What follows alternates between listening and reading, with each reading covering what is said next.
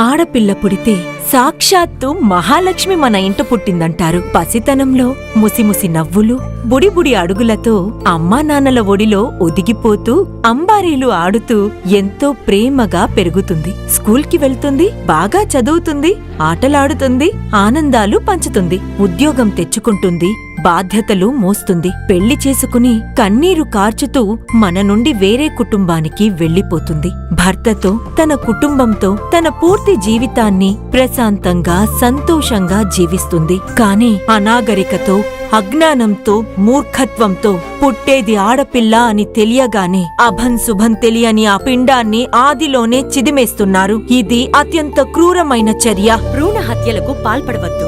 లింగ నిర్ధారణ పరీక్షలు నిర్వహించడం లేదా అందుకు సాయం చేయడం చట్టరీత్యా నేరం, శిక్షార్హం. జారీ చేయువారు వైద్య ఆరోగ్య కుటుంబ సంక్షేమ శాఖ, ఆంధ్రప్రదేశ్ ప్రభుత్వం.